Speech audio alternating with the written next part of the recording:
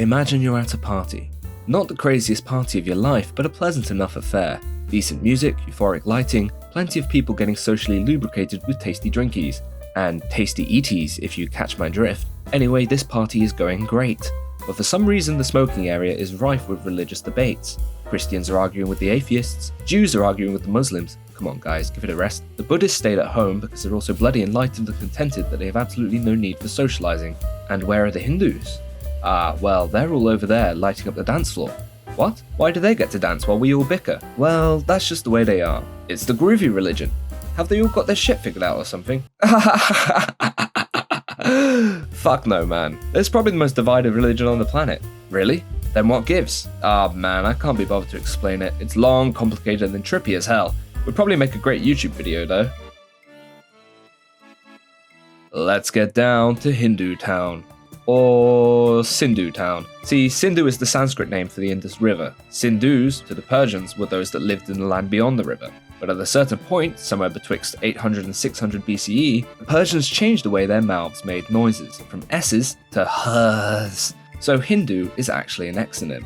And what the fuck is an exonym? It's basically a name that did not natively originate. Kind of like how the Dutch like to be called Nederlanders, but we English just tend to call them dickheads. So, the origin of the word Hindu has little to do with religious identity, it just meant river people. So, what do Hindus believe? Yeah, see, that's a bit of a messy question. Really depends who you ask. You see, Hinduism can be simply referred to as a polytheistic, pantheistic, panentheistic, pandeistic, henotheistic, monotheistic, monistic, agnostic, atheistic, or humanist religion. It's a hard thing to pin down. On paper, technically, to be a Hindu, you don't even need to believe in God. Insert quote from Gandhi. The rules are about as loose as they come, and the reason for this is simple. Hinduism is groovy madness. Seriously though, find me a Hindu, any Hindu, and I promise you I can find one that has a completely different language, moral outlook, and set of beliefs to the other.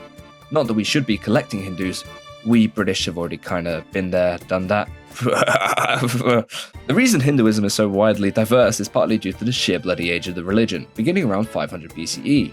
However, Hinduism actually evolved from the ancient Vedic religion, which, although not commonly practiced today, served as the foundation upon which Hinduism grew. The ancient Vedic texts are known as the Vedas, and they feature many of the same gods and sentiments commonly held in modern Hinduism.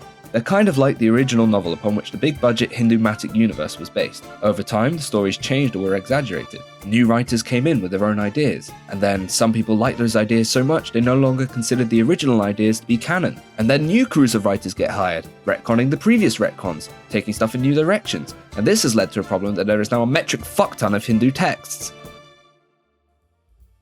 Brahma is the OG Hindu god. Closely linked but completely different to Brahman, which is the entirety of the universe itself, or supreme being. Brahma has 4 heads and rides a magic swan. In addition to his heads, he also has 4 arms. Why does Brahma have 4 arms? To hold holy stuff, including the Vedas, which were granted to him through meditation to give him knowledge to create the universe. The legend is that Brahman, the supreme reality itself, desired to create living beings. So Brahman created cosmic waters, into which it spilled its seed.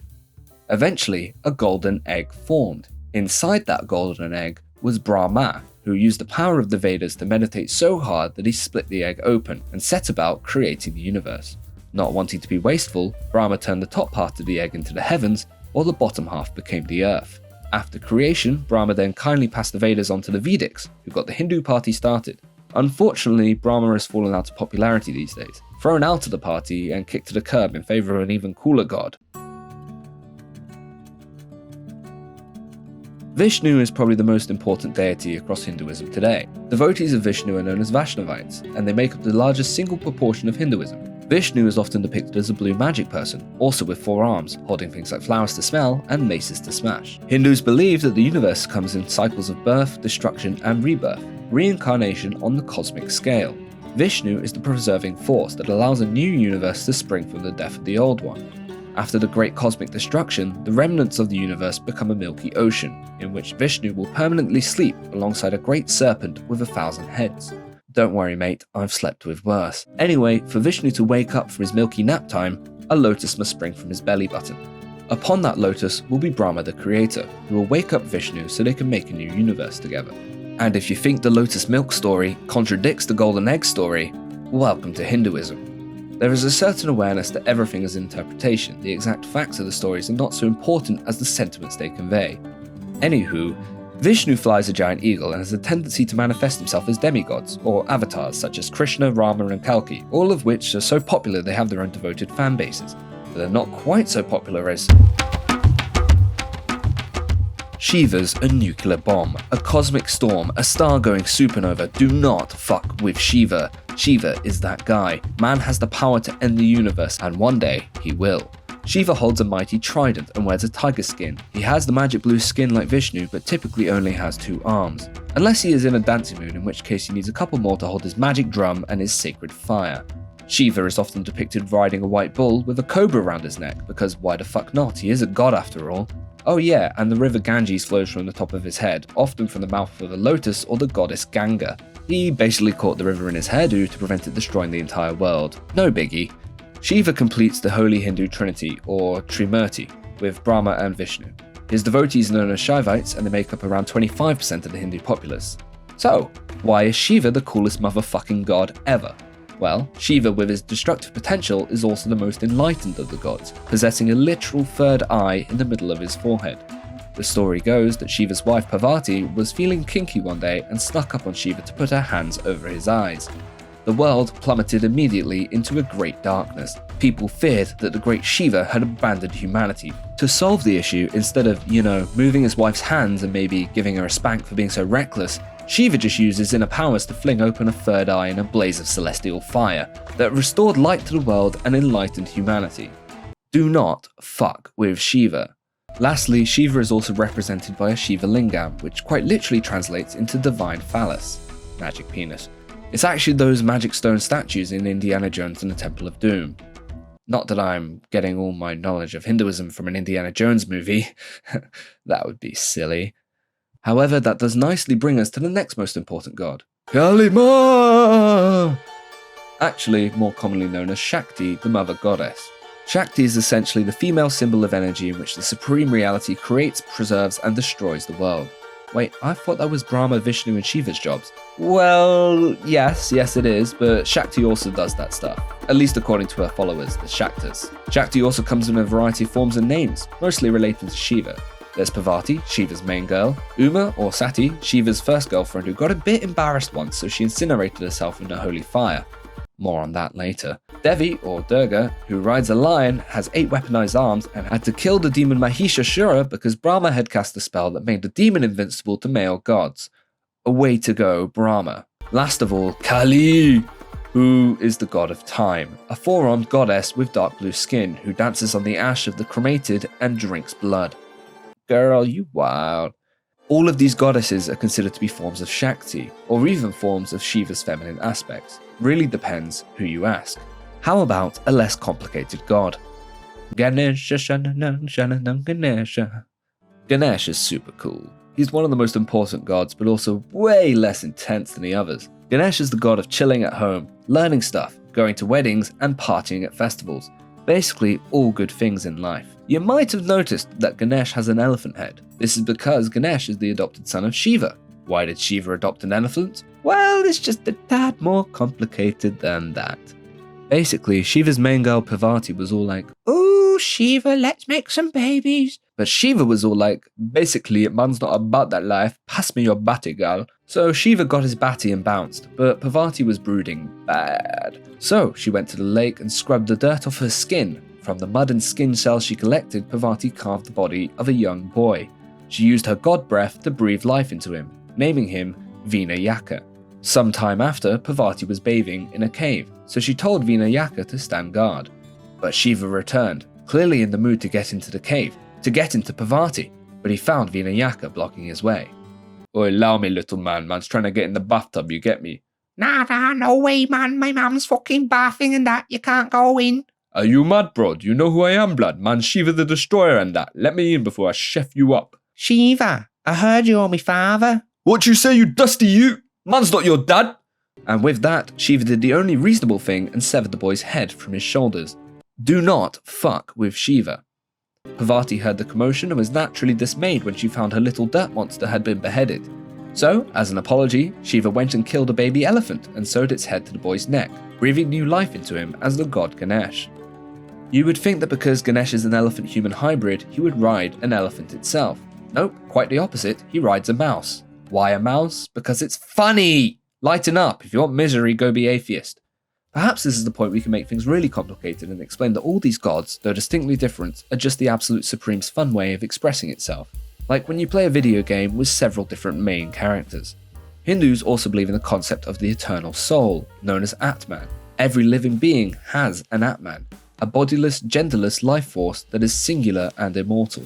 The aim of every Hindu is to live a perfect life, to attain moksha, where their Atman becomes one with Brahman. What about reincarnation? Well, most Hindus believe in reincarnation, but some do not, following the older concepts in the Vedas, which is more akin to the classical heaven theory.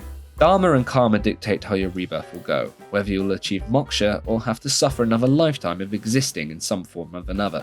There is a rough hierarchy to reincarnation that Hindus believe in. Worst case scenario, you get reincarnated to the underworld as some nightmarish creature. But this is not permanent. If you live a good life as a fire monster, then you can escape and become reborn again. Next up, inanimate objects. This one I really don't understand. Like, how are you supposed to follow Dharma and gain good karma if you're a literal fucking boulder? Was I a good boulder? No, remember the time you squished a baby? But that wasn't my fault. That was Penelope, the psycho clown. I had no choice in that. Well, too bad. You're an accomplice. Enjoy being reborn as a pebble. Anyway, after inanimate objects, plants and animals are on the list. Just follow your nature and you should be fine. After that, if you're reincarnated as a human, lucky you. This being gets to make actual choices, and therefore has the most potential for success, but also the most potential for evil. Use your time wisely. Last of all, you can become a celestial being. Yep, before your Atman reaches Brahman, you might get some time as a literal god. Seriously though, pretty fucking cool stuff. Hinduism is one of those topics you could easily devote your entire life to studying and still learn something new about it every day. But it's not all rainbows and sunshines. Some of the stuff is really not cool. Yeah.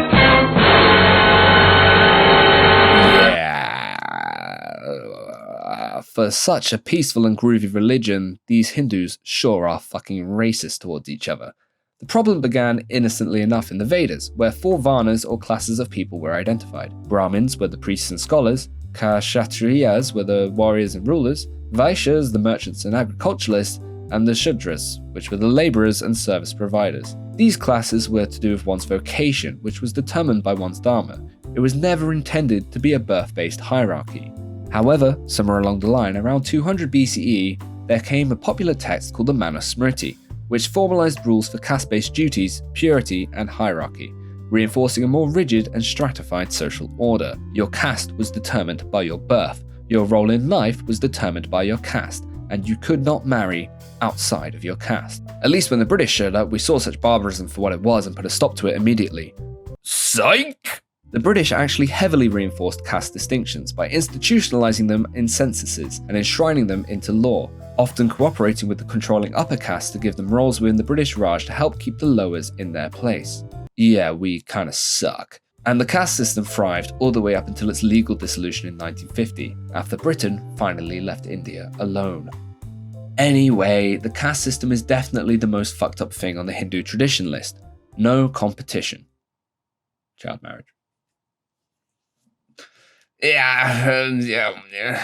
Yeah. This one's really bad. During the good old Vedic days, only adult marriages took place. The Vedas recommend that a woman should be around the age of 20 and a man should be 25 to make a good, healthy couple. Sounds fairly reasonable. Many scholars blame the tradition of child marriage in India on various invasions from the Greeks, Scythians, Bactrians, and Muslims. However, even if it wasn't the Hindus that started the child marriage idea, my god did they run with it. Child marriage in Hindu culture flourished like a wildfire, to the extent that child marriage soon became more common than adult marriage. We are talking hundreds of millions of child marriages historically. Again, this was predominantly because the Manusmriti came in and gave new rules on marriage, stating women were to be married as young as possible to ensure that their virginity was intact. Yay. This went rampant for thousands of years, but thankfully in 1929, the legal age for women to marry was raised to 14. India! Why, bro? They didn't fix it until 2006! Bro! Illegal child marriages still happen in rural India to this day, but at least it's now officially a crime. Progress. But other than child marriage and the caste system, everything in Hinduism is truly all rainbows and sunshines. Yeah. Remember Uma, the goddess from earlier, the one who burned herself to death? Well, she was the daughter of Daksha, a son of Brahma. For some reason, Daksha was unhappy that his daughter married Shiva, literally the coolest and most powerful Chad that ever existed. I don't know, maybe Daksha thought she could do better. So Daksha threw a big party and invited everyone, except for Shiva, whom he shunned. At the party, Daksha insulted Uma so badly that she became ashamed to the point that she used her divine powers to burn herself into a crispy. She was henceforth called Sati by all the gods. Shiva got so enraged that he started performing the Tandav dance, a crazy bop with moves so fire that the universe gets destroyed at its climax. Again, Shiva is just that guy, bro. Do not fuck with Shiva. Fortunately, Vishnu, in his all-preserving chill, thought, Shiva's pretty mad this time. Why don't I use my frisbee to cut his dead wife into 51 pieces and scatter them around India's holy places? Will that do the trick, Shiva? It actually did! Shiva calmed down and stopped busting out his world-ending moves. Cool story, huh? Yeah, well, a lot of Hindus got the wrong idea and interpreted this as a message to fucking burn widows alive after their husbands died.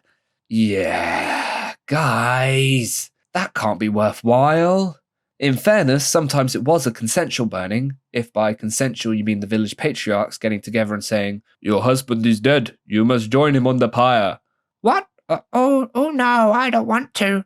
You must, it is expected of you. But we were only married 10 years. How old are you now? 15? Old enough to burn, onto the fire, bitch! Yeah, that's pretty much how I imagine that situation playing out. Anyway, that was Hinduism. Bit of a clusterfuck, but hey, what religion isn't? Okay, yes, Buddhism is fantastic, the only religion in the world that never hurt anyone. But Hinduism is a close second. It's a religion without any singular right answer. And that's perhaps why I really love it. I'm not a Hindu at all, but I just can't help think that Hinduism is cool as fuck. From the stories to the philosophy to the art, I just adore the vibe. Before I love you and leave you, I have one more mindfuck I would like to share. Whatever could it be? Drum roll! Ghanaian Hindus. Ghanaian Hindus. Don't get me wrong, anyone could be a Hindu, that's kind of the point, but how the fuck did this even happen? It's like seeing an Irish samurai or a Filipino lumberjack. No hate intended, I love these dudes. And I also love you, and I bid you goodbye.